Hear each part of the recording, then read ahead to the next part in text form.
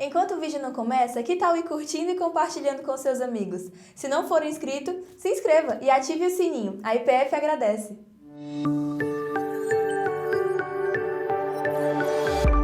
Sendo a ansiedade, meditando. Veja aí o texto em Mateus, capítulo 6, versículos 25 a 29. Quero pedir a você que se coloque em pé para fazer a leitura da palavra de Deus na sua Bíblia de papel ou na sua mídia, mas novamente a palavra pastoral. Vamos ficar no culto. Não saia navegando por aí em outros lugares, não. Só use a sua mídia se for para mandar o link do culto para alguém ainda acompanhar conosco, não é? Mas é o momento de nos concentrarmos mesmo na meditação da palavra de Deus. Os textos são projetados aí. Não coloco mais o versículo, só o texto, né, referência, que é para você pegar e manusear a sua Bíblia, porque quem usa no tablet, no celular, também tem que saber localizar as Bíblias, os livros, né, tanto do Antigo quanto no Novo Testamento. Mateus, capítulo 6, versículos 25 a 29. Estou vendo mais visitantes aí, viu? Não só os dois que foram citados, de Recife, mas a outros irmãos. Deus abençoe. E a palavra pastoral aqui. Se você está frequentando há algum tempo, quer regularizar a sua membresia, deixe o seu nome na recepção. Gente, é um perigo na saída do culto você falar comigo. Pastor, eu quero falar com você. Eu digo, não, eu vou falar. E aí, está ficando na saudade. Peça para eu anotar, então. Mas o mais certo é você falar com o pessoal da recepção, né, Carla? Porque aí não tem falha. Regularize sua membresia, vamos caminhar junto. Mateus 6, 25 a 29. Por isso vos digo, não andeis ansiosos pela vossa vida, quanto ao que haveis de comer ou beber, nem pelo vosso corpo, quanto ao que haveis de vestir. Não é a vida mais do que o alimento, e o corpo mais do que as vestes? Observai as aves do céu, não semeiam, não colhem, nem ajuntam em celeiros, contudo vosso Pai Celeste as sustenta. Porventura não valeis vós muito mais do que as aves? Qual de vós, por ansioso que esteja, pode acrescentar um côvado ao curso da sua vida? E por que andais ansiosos quanto ao vestuário? Considerai como crescem os lírios do campo, eles não trabalham nem fiam. Eu, contudo, vos afirmo que nem Salomão, em toda a sua glória, se vestiu como qualquer deles. Muito obrigado, Senhor, por mais essa oportunidade que o Senhor nos dá de meditarmos na Tua palavra. Pedimos a iluminação do Teu Espírito Santo nas nossas mentes, o envolvimento dos nossos corações naquilo que a Tua palavra nos ensina, para que possamos viver corajosamente neste mundo, nestes dias, crendo e praticando a Tua palavra. Em nome de Jesus. Amém. Pode sentar. O presbítero Edmilson iniciou o culto e chamou a atenção que nós estamos num momento aí no país, não é, em que alguns estão um pouco afoitos. Eu vou pedir em nome de Jesus, não use o seu celular agora para saber como é que está a apuração, não. Em nome de Jesus. Eu fui chegando ali e um irmão já me cercou. Pastor, o senhor sabe? O senhor não quero saber. Não contamine agora a minha intenção de louvar, de adorar o Senhor, de buscar edificação. Aí, a pouco chegou a irmã, pastor, o senhor sabe? Depois eu vou saber, sabe? Depois eu vou saber. Falei com o presbítero Edmilson lá, né? E a igreja tem acompanhado a luta aí na minha restauração, a saúde. Nós não vamos misturar assuntos, por quê? Concentrar. Nós vamos agora, daqui a pouco, adorar a Deus e buscar edificação. Porque, irmãos, quando nós deixamos a nossa mente, o nosso coração se envolver com assuntos que vão um pouco além, nós caímos na ansiedade, no qual nós vamos meditar nesta noite. E a ansiedade, para mim, assim, funciona como um grilinho, sabe? Ela fica cri, cri, cri, cri na sua cabeça e vai desviando a sua atenção. Mais uma vez, voltamos a Mateus, capítulo 5, 6 e 7. Os irmãos já notaram como eu tenho trabalhado nesse texto. Uma vez nós até andamos em sequência, precisamos voltar, retomar a sequência, mas é porque nós temos aqui os princípios do reino de Deus. Eu recomendei nas orientações com relação à cidadania dos nossos crentes, no que diz respeito à política, a usar este texto como base. E eu fiquei tão contente com a irmã que frequenta uma outra igreja. Ela nos encontrou a semana e disse, olha, eu estou usando, me deu uma alegria tão grande no coração, dizendo, eu fiz aquilo que eu ouvi o pastor, ele estava acompanhando pela internet. E realmente, porque Jesus está dando os princípios. Mateus, vamos nos lembrar, é judeu, era judeu. E então ele foi alcançado de uma coletoria, era cobrador de imposto, estava trabalhando. Jesus passa, como fez com os outros discípulos, e diz: segue-me. Ele deixa o seu trabalho e começa a seguir a Jesus. E o Espírito Santo trabalha de tal forma na vida de Mateus, que ele segue a Jesus lá pelo ano 50, 20 anos depois que Jesus já tinha ido para o céu.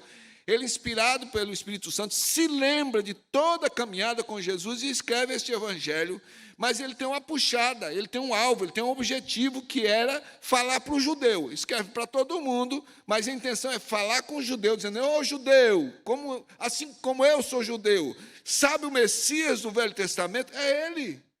Jesus é o Filho de Deus. Então ele escreve nesse sentido, ele apresenta já no início do evangelho a genealogia de Jesus. O cumprimento das profecias se encaixa naquele modo de olharmos a genealogia. Ele mostra o movimento do Senhor Jesus, o reconhecimento por parte de João Batista, o último dos profetas, que se levanta dizendo: olha, lá o Velho Testamento dizia para endireitar os caminhos, é agora, está chegando aquele, eu não sou o Messias, ele vem aí, eu não sou digno nem de desatar as suas sandálias. Mateus vai registrando isso por inspiração do Espírito Santo. No capítulo 3 se dá a grande batalha, Jesus e o diabo.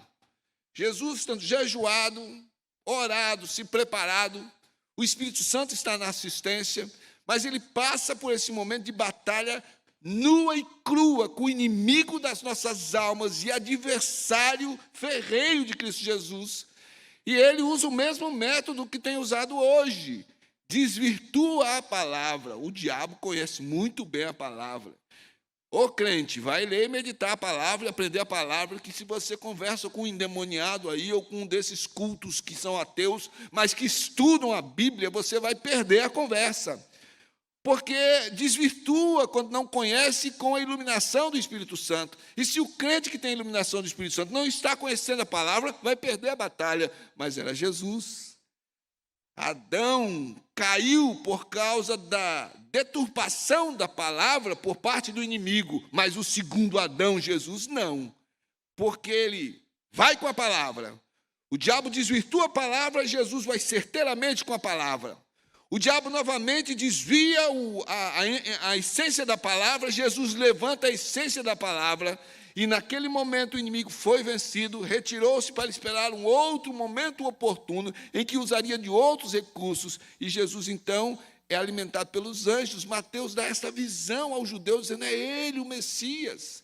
Jesus começa então a chamar os seus primeiros discípulos, e aí então, na encosta da montanha, aquilo que é conhecido como o Sermão do Monte, é proferido por Jesus para ensinar os seus discípulos. Grande multidão, atrás de novidade, atrás daquilo que Jesus podia fazer, mas o foco de Jesus é os seus discípulos. E quem são os seus discípulos? São homens comuns, mas que ouviram de Jesus: segue-me. Esses homens vão deixando aquilo que era a sua vida comum e passam a seguir a Jesus. Mas no meio deles estavam aqueles que esperavam realmente o Messias se manifestando de uma forma mais arrojada. Eles esperavam alguém que conquistasse na base da força, da espada. Havia no núcleo ali, havia entre os discípulos pensamentos assim. Entre aqueles mais seguidores de Jesus havia pensamentos assim. Havia ali no meio dos discípulos uma mãe que dizia: Jesus, quando o Senhor se tornar esse rei, quando Israel estiver top, então coloque um dos meus filhos à tua direita, outro à tua esquerda, para serem importantes no teu reino. Os discípulos andavam pensando: escuta, quem é que vai ser o mais importante no reino, quando Jesus assumir o reino? Então Jesus estava para libertar Israel por um poderoso exército, humanamente ou angelicalmente. Eles esperavam que Jesus tomasse uma espada, se tornasse um revolucionário e então desse um golpe no mundo através da nação de Israel. Seria um Messias vitorioso, segundo a ótica humana, e que Israel está esperando até o dia de hoje. Mas Jesus, ele diz: eu não vim para nada disso. Para o judeu legalista, que esperava que Jesus fosse contrário a tudo aquilo que haviam aprendido, Ele diz lá em Mateus capítulo 5, versículo 17, não penseis que vim revogar a lei ou os profetas, não vim para revogar, vim para cumprir. Então, para quem esperava esse revolucionário, Jesus ensinou que veio cumprir a vontade do Pai. Ele veio cumprir a lei, mostrando e ensinando aos seus discípulos que a vontade de Deus, o Pai, poderia ser feita não de uma forma legalista, mas movido pela graça, movido pelo amor. O poderoso exército que ele estava preparando a partir daqueles discípulos que estavam seguindo, aqueles homens que não poderiam mais olhar para trás e seguir em frente, era um exército que seria movido pelo amor de Deus, para ganhar o mundo, não pela força humana, carnal, mas pelo poder do Evangelho. E os discípulos estão ali, ouvindo Jesus. Alguns ensinos de Mateus 5, 6 e 7 estão distribuídos nos outros evangelhos, principalmente em Lucas. Então, há um debate teológico, os estudiosos, de que talvez Mateus tenha compilado esses ensinos num só bloco. E há uma corrente, a qual eu humildemente pertenço, que entende que não, que Jesus realmente proferiu esse sermão, e os outros que pesquisaram não estavam presentes, então foram se lembrando durante a inspiração do Espírito Santo para trazer esses ensinos durante a explanação dos seus evangelhos. Então, esse pequeno texto que nós temos aqui faz parte do Sermão do Monte, e nele Jesus fala como vencer a ansiedade nas nossas lutas aqui, olhando para a eternidade. É a profundidade versus superficialidade. Jesus faz um convite para os seus discípulos. Meditem quem Deus é.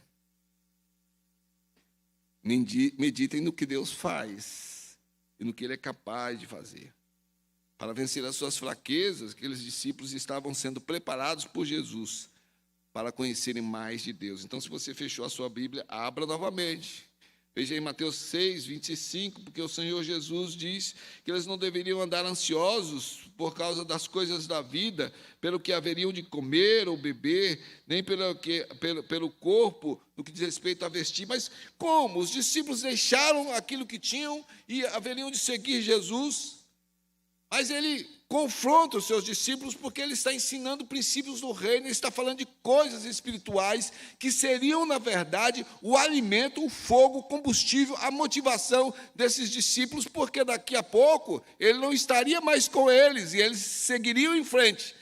E se eles estivessem baseados num homem, num líder, que estivesse presente o tempo todo, se eles estivessem baseados em coisas materiais, como os demais, que Jesus chama aqui de gentios, então o projeto já estaria morto antes de começar a andar. Jesus chamou seus discípulos.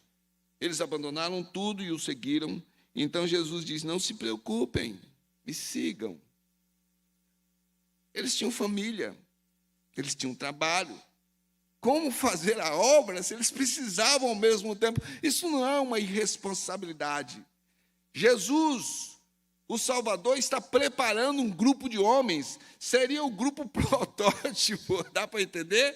Dá para entender o pessoal que está aí se preparando para a IPF no lar? O grupo protótipo, ele tem que ter o DNA de Jesus, ele tem que receber de Jesus a visão, senão ele vai se desviar no caminho e não vai alcançar o propósito. Veja aí o que Jesus diz, e na pesquisa de Lucas aparece o capítulo 10, versículos 4 a 8. Mesmo contexto, Jesus escolheu os 12, agora o grupo estava um pouco maior, ele envia a missão dos 70, e eles vão pelas cidades, pelas aldeias, pregar o Evangelho, já estão aprendendo algumas coisas com Jesus, e o que é que Jesus diz para eles? Porque havia essa preocupação, e aí, nós vamos comer o quê? Nós vamos vestir o quê? E onde é que a gente vai ficar? Jesus está mandando a gente, vocês vão curar, vocês vão libertar endemoniados, vocês vão pregar sobre o reino de Deus. E olha o que Jesus diz aí, registrado em Lucas. Não leveis bolsa, nem alforje, nem sandálias, e a ninguém saudeis pelo caminho. Ao entrardes numa casa, dizeis antes de tudo, paz seja nesta casa. Se houver ali um filho da paz, repousará sobre ele a vossa paz. Se não houver, ela voltará sobre vós. Permanecei na mesma casa, comendo e bebendo do que eles tiverem, porque é digno é o trabalhador do seu salário. Não andeis a mudar de casa em casa, quando entrardes numa cidade, e ali vos receberem, comei do que vos for oferecido. O que Jesus estava dizendo aqui é: podem ir caminhando em frente, eu vou providenciar. Podem seguir o projeto, podem avançar, eu haverei de providenciar as casas que irão abrir as suas portas, e irão colocar diante de vocês o que comer e o que beber. Vocês não terão falta, não porque vocês vão cuidar. O que Jesus está fazendo aqui com os discípulos é trabalhando na confiança, porque mais tarde eles seriam a base da igreja que se expandiria e se esparramaria por todo o mundo. Aí Jesus diz no versículo 26, algo interessante. Ele diz: observe as aves do céu. Comum em todo lugar, na Palestina também, aves de todo jeito, tudo quanto é lado. E aí, então diz: elas não semeiam. O que Jesus está dizendo aqui, prestem atenção, se vocês veem algum passarinho fazendo fila em algum lugar, querendo ajuntar alguma coisa aí na base da ansiedade. Deus cuida, Deus sustenta, e então ele pergunta: vocês não valem mais do que aquilo que é criado como pássaros? A gente vale mais do que pet. Jesus está dizendo: vocês são coroa da criação. E se Deus cuida de passarinhos, muito mais de vocês. Aí no versículo 27, ele pergunta: escuta, a ansiedade de vocês poderia acrescentar um côvado? Jesus aqui novamente, como a gente já tem ministrado, não está falando de número, de exatidão numérica. Ele não está falando de ciências exatas. Quando ele fala 70 vezes 7, a gente já viu isso, quando ele conta o quanto aquele homem foi perdoado, depois não perdoou outro, ele está falando de intensidade, de visão, ele está falando de profundidade. Um côvado, na medida do judeu, eram 45 centímetros. É como se Jesus dissesse assim: escuta, a sua vida vai até aqui. Você, com tudo que vai fazer, com todo esse cuidado, você pode avançar um pouquinho mais, você pode alongar um pouquinho mais na sua vida. Essa é a intenção de Jesus, dizer: tudo está nas mãos do Pai. Por mais que você faça, você não pode esticar a sua existência. Por isso tem que pensar nela agora, e vocês são meus discípulos, tem que pensar agora, neste momento. Versículos 28 e 29, ele diz: por que vocês estão ansiosos quanto ao que vestir? Ele falou de comer, ele falou de beber.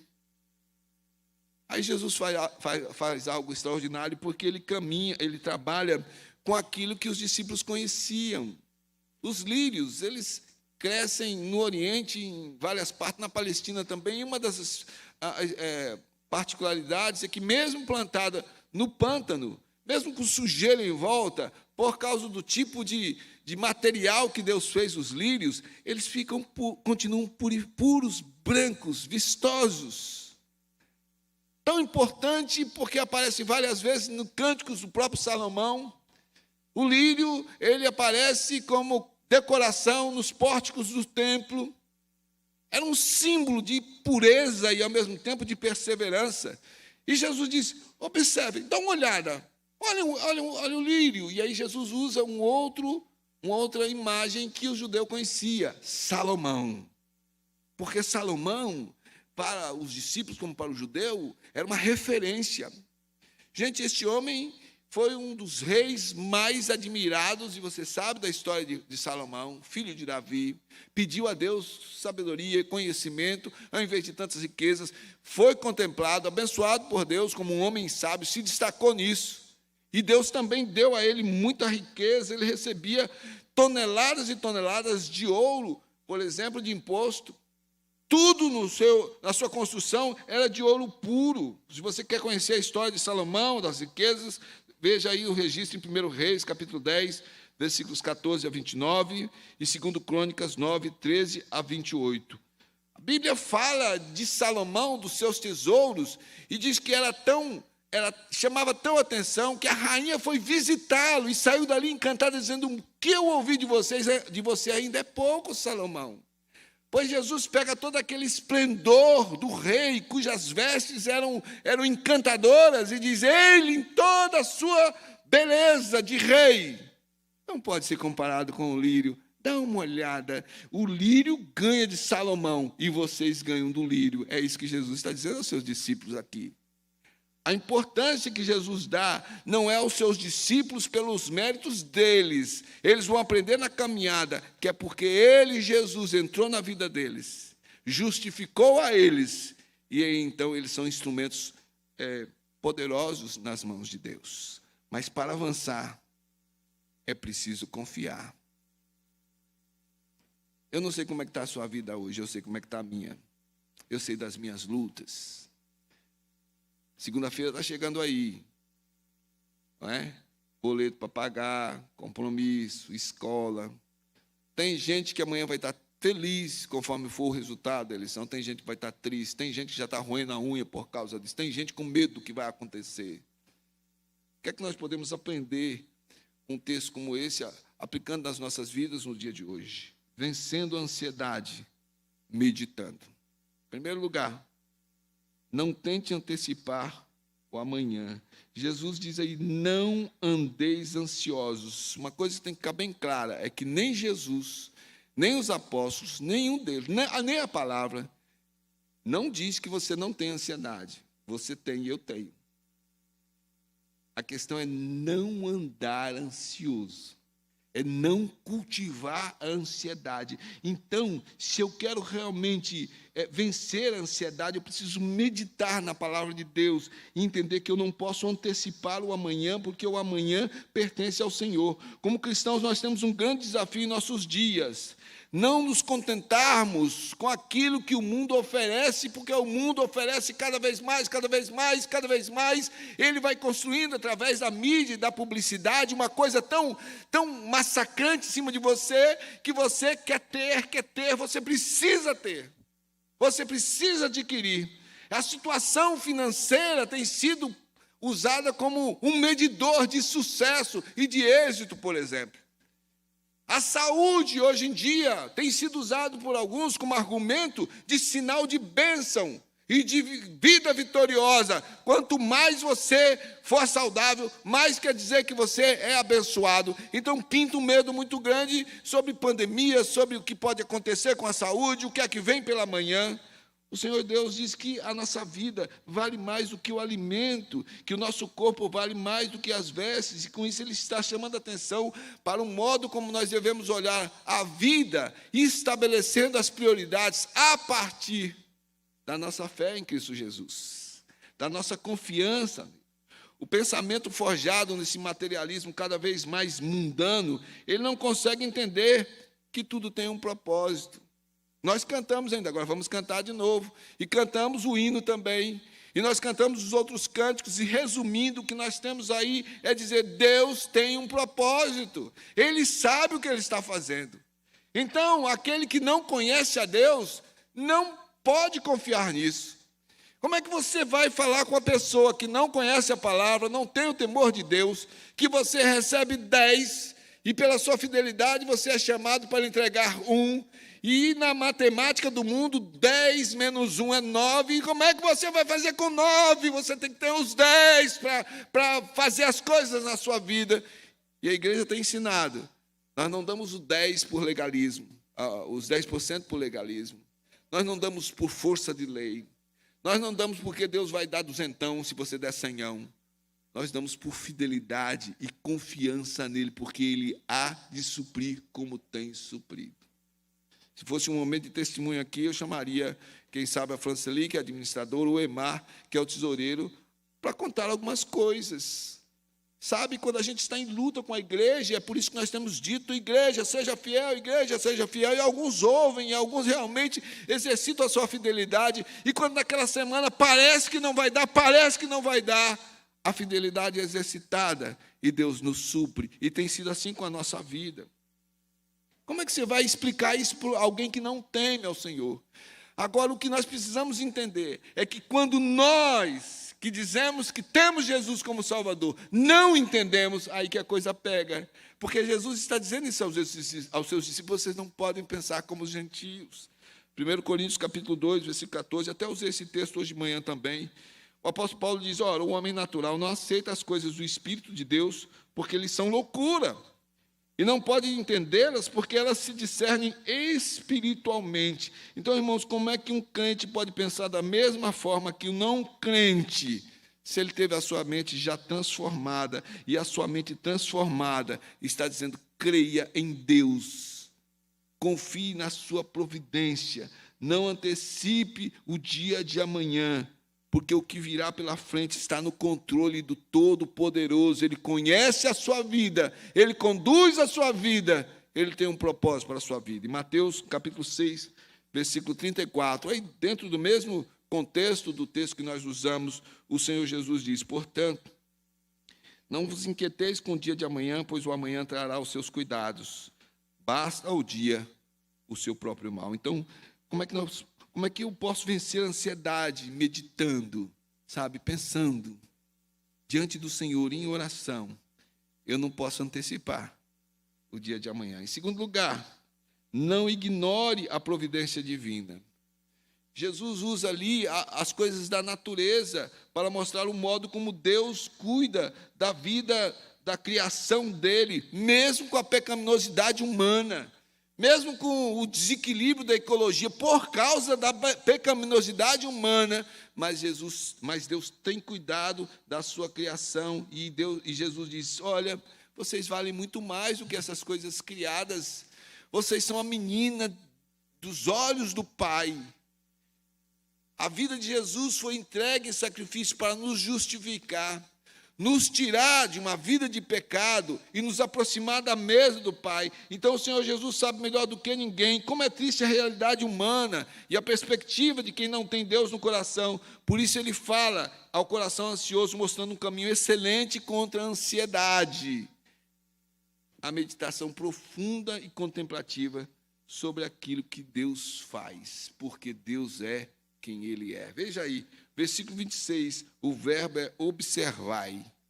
E aí some com aquilo que está na parte B do versículo 22, considerai. O Senhor nos conhece, sabe que na hora dos desafios, é só comigo que acontece? Quando a coisa pega, quando a coisa aperta, a gente sai. Como é bom quando alguém está andando do lado, porque pode nos aconselhar nesse momento. Tem hora que um cônjuge tem que lembrar para o outro. Jesus sabia que nesse momento de desafio era necessário essa meditação profunda no que vem dele, para nós enxergarmos a providência divina. Observem, considerem, a natureza nos mostra o modo como Deus vai cuidar da sua criação. Você não vai gostar. Minha mãe, já falecida, quando a gente estava vendo algum canal que passava cenas da natureza, eu gosto sempre de ficar estudando isso, ela ficava torcendo contra aquele bicho carnívoro correndo atrás do bichinho que só come erva. Ou quando um bicho maior corria atrás de outro bicho, ela ficava amaldiçoando. E eu disse: mãe, mas é que isso é a natureza. Um tem que comer para viver. Como diz aquela música, o urubu está com raiva do boi, porque o boi não quer morrer. Como é que tem a alimentação? Deus, Ele cuida da natureza nesta cadeia alimentar. É uma estrutura criada. Quando nós estudamos, chegamos à conclusão que antes da queda não era assim.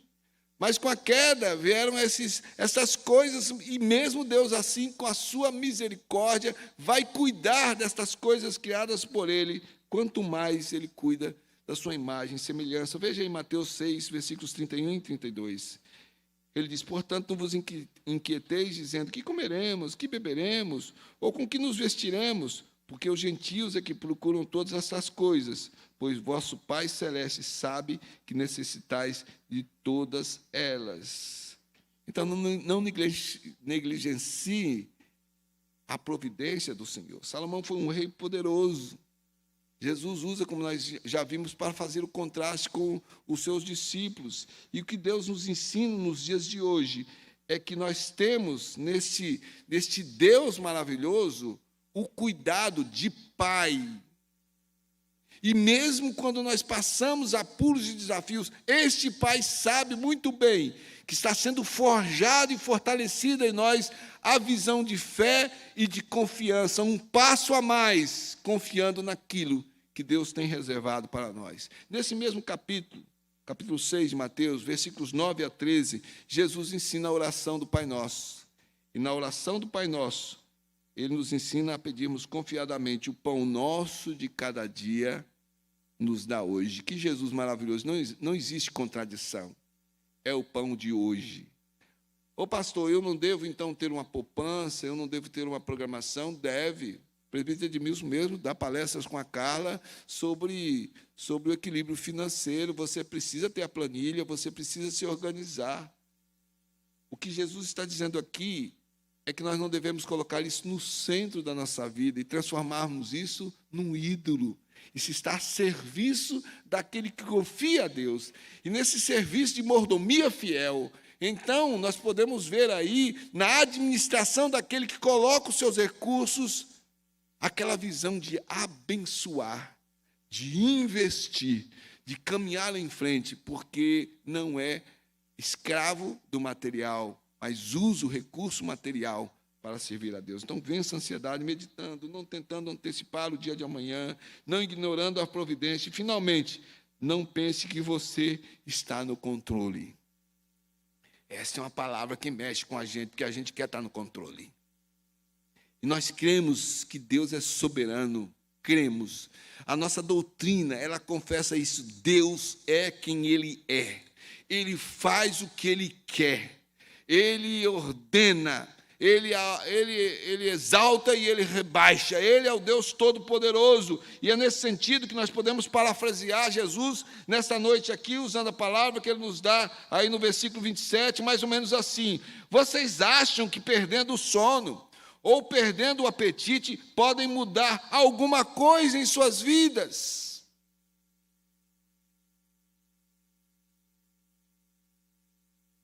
Se nós o confessamos como nosso Salvador, se nós oramos, se nós dizemos a Ele que Ele é o nosso dono, que a nossa vida pertence a Ele, sobre a sua vida, sobre o teu altar eu coloco a minha vida, Senhor. O Senhor é meu dono, eu creio no Senhor. O Senhor pode todas as coisas, o Senhor é o Deus do impossível. Então vocês acham que se vocês se privarem, sofrerem, passarem alguns momentos assim de perrengue, no sentido de dizer: eu preciso sofrer, eu preciso fazer alguma coisa para que isso aconteça na minha vida. A Irane não veio hoje, que está cuidando da Naomi. Naomi está doente. Aí o Kaique já ficou de carona. Aí liberou a Letéia e o Tiago para estarem aqui no louvor. E a Irane está me ouvindo e eu sei. A gente conhece, né? 36 anos de casado daqui a pouco. Ela deve estar falando: Eliseu. Porque teve uma vez que eu perdi o sono, Carla. Eu simplesmente não conseguia dormir. Tinha um problema. Sabe, estávamos em Maringá ainda. E eu pensei: eu vou no quarto agora, a Irane deve estar do mesmo jeito. Foi, sabe, assim... Aí cheguei lá e estava dormindo, solta. Aquilo me irritou, gente, me irritou. Então, ela tinha que estar sofrendo comigo. A gente estava com uma coisa que a gente precisava resolver. E eu olhava para ela, me dava vontade de acordar, e ela dormindo. E eu pensando: olha aí, é assim na sua casa, Carla? Ou será que as mulheres têm mais fé que a gente, Edmilson? Então, precisamos nos cuidar, irmãs. E tem sido assim, irmãos. Quando a mulher ora, quando a mulher está de joelho, o marido e a família é abençoado.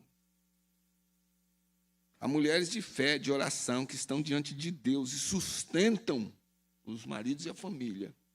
Os maridos são cabeça da casa, precisam impor as suas mãos e orar pelas suas esposas e pelos seus filhos também. Eles são cabeça do lar. E então, quando foi de manhã, eu com olheira, cansado, não tinha dormido bem, tinha que trabalhar, tinha que inventar aí os desafios do outro dia. Eu disse: Elaine, eu não compreendo você. Já aconteceu isso. Uma vez fomos a Londrina, sua mãe estava lá, e a gente foi e orou, e sofremos e choramos, e antes de vir voltar para Maringá, eles moravam em Londrina. Tivemos que pousar na casa dos meus sogros. E eu lá, orando, intercedendo, e pensando como a minha sogra, será que ela vai morrer e tal. Quando eu olho, o que a Elaine estava fazendo? Dormindo. A minha astenia mexeu um pouquinho, né, amorzinho? Está me assistindo lá. Mexeu um pouco com a saúde da Elaine no que diz respeito a sono. Mas a Elaine continua na pegada. Ela vai dormir. E naquela noite, naquela manhã, depois daquela noite, ela disse, Eliseu, deixa eu perguntar uma coisa para você. Você acha que você passou a noite em claro? Mudou alguma coisa? Você acha que, porque você ficou assim, preocupado, você acha que mudou alguma coisa no cenário? Então, amorzinho, ela disse, eu vou dormir. Eu orei como você orou, eu coloquei diante de Deus, agora eu preciso dormir e descansar, porque Deus está cuidando de nós. Então, você não está no controle. Jesus nos convida a pensarmos seriamente em nossa situação, para que nós possamos dormir, nos alimentar, porque Ele está no controle. Alguém me emprestou, não li ainda, gente, eu vou ler. Deus trabalha no turno da noite. Eu sei da sinopse, alguns já leram aqui. Deus trabalha no turno da noite. Você não está no controle. Entregue o controle para Deus, Ele vai conduzir. Você vai fazer a sua parte, porque oração sem ação é tentação. E ação sem oração é presunção. Faça a sua parte. Trabalhe, corra atrás, mas não coloque isso no centro. No centro está Deus. É como se Jesus dissesse, está ansioso? Vai meditar. Não se antecipe o dia de amanhã. Não ignore a providência do meu Pai. E se lembre, você não está no controle. Salmo capítulo 4, versículo 8. Quem sabe seja algo para o coração de alguém aqui esta noite. O salmista diz, em paz eu me deito e logo pego no sono. Porque, Senhor, só Tu me fazes repousar seguro. Quero pedir a você que fique em pé. Abra sua Bíblia um texto mais. O texto de Provérbios 23, 26, enquanto o pessoal do louvor vai se posicionando aqui. Medite sobre quem Deus é na sua vida. Sabe, Jó passou por tantas lutas e chega depois à conclusão, olha, nenhum dos planos de Deus pode ser frustrado. Sabe por quê? Deus quer imperar no seu coração. Provérbios 23, 26, a palavra de Deus diz, filho meu, dá-me o teu coração. Preste atenção nesse texto, marque aí, leia nele, medite depois. Está ansioso? Medite na palavra, no que Deus fez, no que Ele faz, no que Ele fará. Filho meu, dá-me o teu coração e deleitem-se os teus olhos nos meus caminhos. Que Deus abençoe a sua vida. A palavra de Deus, eu disse que era o último, mas tem um último aí, que é para fechar Mateus 6, o versículo 33. O Senhor Jesus diz, buscai, pois, em primeiro lugar o seu reino e a sua justiça, e todas essas coisas vos serão acrescentadas. No centro da sua vida, Jesus.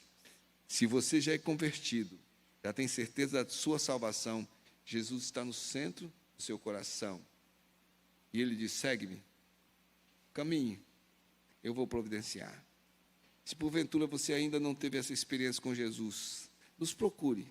Fale para o pessoal da recepção. Quem tem feito isso? Deixe o seu nome. Diz, eu quero conhecer um pouquinho mais a respeito disso.